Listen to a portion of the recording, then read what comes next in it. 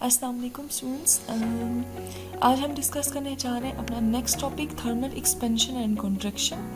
पहले मैं आपको एक चीज़ बताती चलूँ कि ये एक बहुत ही सिंपलेस्ट टॉपिक है जिसमें मैं ज़्यादा एक्सप्लेन नहीं करूँगी। ये वो टॉपिक है जिसको आप एक्सप्लेनेशन से ज़्यादा अगर एक्सपेरिमेंटेशन की तरफ लेके चलेंगे तो आपको ज़्यादा अच्छे से समझ आएगी।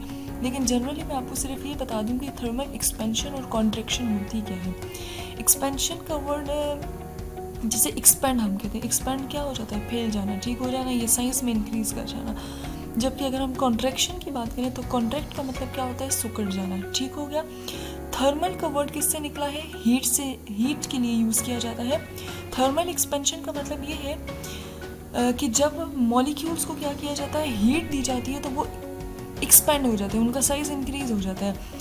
और जब थर्मल कॉन्ट्रैक्शन का मतलब ये है कि जब वही मॉलिक्यूल्स अपनी हीट रिलीज करते हैं तो वो क्या हो जाते हैं? कॉन्ट्रैक्ट हो जाते हैं, ठीक हो गया।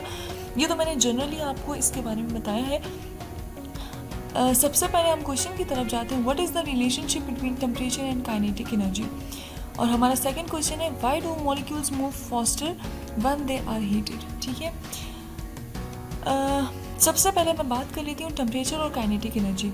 काइनेटिक एनर्जी की अगर हम बात करें तो काइनेटिक एनर्जी मॉलिक्यूल्स की अपनी एक एनर्जी होती है, ठीक हो गया। मॉलिक्यूल्स के पास कितनी अमाउंट ऑफ एनर्जी है, वो कितना मूव कर रहे हैं, कितनी तेज़ी से मूव कर रहे हैं, किस स्पीड के साथ मूव कर रहे हैं और कितनी एनर्जी यूज़ कर रहे हैं, उसको हम क्या कहते हैं? काइनेटिक एनर्जी कहते हैं, ठीक हो गया। और टेम्परेचर की अगर हम बात करें तो टेम्परेचर क्या होता है? इंक्रीज़ और decrease in the amount of heat को हम क्या कहते हैं? टेम्परेचर कहते हैं। फॉर एग्जांपल हमारी बॉडी में हीट कितनी ज़्यादा है या हीट कितनी कम है, उससे हम क्या कहते हैं? हमारा बॉडी टेम्परेचर कहते हैं। वो जो अमाउंट ऑफ हीट होती है जो हम मेजर कर रहे हैं उसको हम क्या कहते हैं? टेम्परेचर कहते हैं। क्लियर हो गया। अब याद रखिएगा मॉलिक्यूल्स, मैं किसी एटम की बात कर लूँ, सॉलिड्स की बात कर लूँ, लिक्विड्स की बात कर लूँ या गैसेस की बात कर लूँ, मैटर की चाहे कोई भी फॉर्म हो, जब उससे हीट किया जाता है तो हीट करने के रिजल्ट में मॉलिक्यूल क्या करते हैं? हीट मिल रही है, इसका मतलब हीट फॉर्म ऑफ एनर्जी है और हीट के रिजल्ट में क्या कर रहे हैं? वो एनर्जी एब्जॉर्ब कर रहे हैं, ठीक हो गया। मॉलिक्यूल्स को फर्ज करें हमने सॉलिड को हीट दी तो मॉलिक्यूल्स सॉलिड की क्या करेंगे? हीट एब्जॉर्ब करेंगे, ठीक हो गया। हीट एब्जॉर्ब करने के बाद क्या होगा? हीट एब्जॉर्ब करने के बाद मॉलिक्यूल्स जो है वो मूव करेंगे फास्टर, ठीक हो गया। अब ये जो प्रोसेस होता है मूवमेंट का, इसे हम क्या कहते हैं? एक्सपेंशन कहते हैं। ये क्यों होता है? याद रखिएगा जब कभी भी मॉलिक्यूल्स को हीट दी जाती है, एनर्जी दी जाती है बहुत ज़्यादा, तो मॉलिक्यूल्स तेज़ी से मूव करते हैं, ठीक हो गया।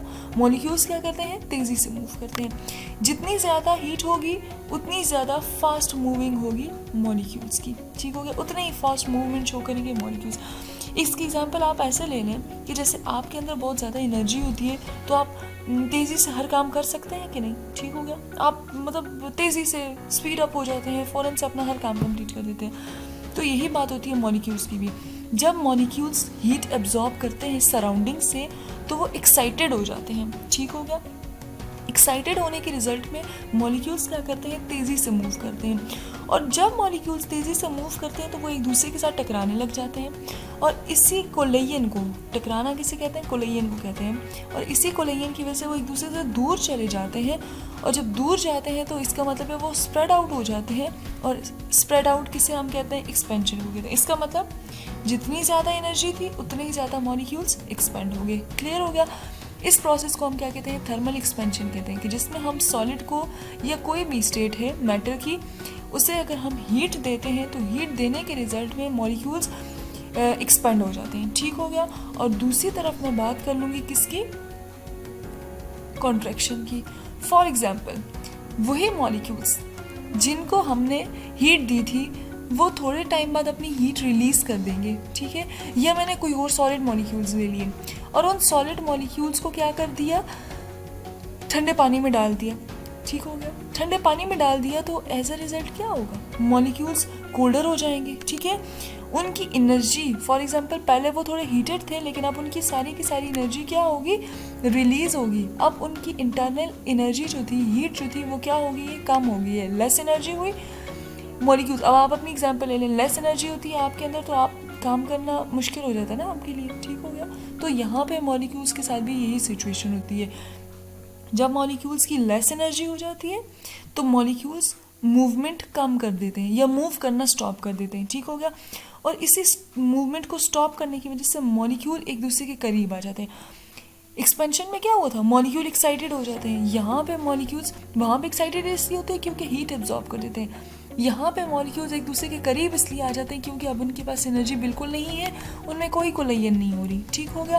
और जब एक दूसरे के करीब आएंगे तो करीब आने के रिजल्ट में उनके वॉल्यूम में चेंज आ जाएगा, वो उनका साइज़ क्या हो जाएगा, कम हो जाएगा, डिक्रीज़ कर जाएगा। तो इसको हम क्या कहते हैं, कॉन्ट्रैक्शन कहते हैं। याद रखिएगा कि थर्मल एक्सपेंशन में मॉलिक्यूल्स को हीट दी जाती है, उनकी स्पीड तेज़ हो जाती है, वो कोलाइड करते हैं, कोलाइड करने के रिजल्ट में वो एक दूसरे से दूर चले जाते हैं। इसको हम क्या कहते हैं, थर्मल एक्सपेंशन। की हीट इंक्रीज करेगी तो मॉलिक्यूल एक्सपेंड हो जाएगा।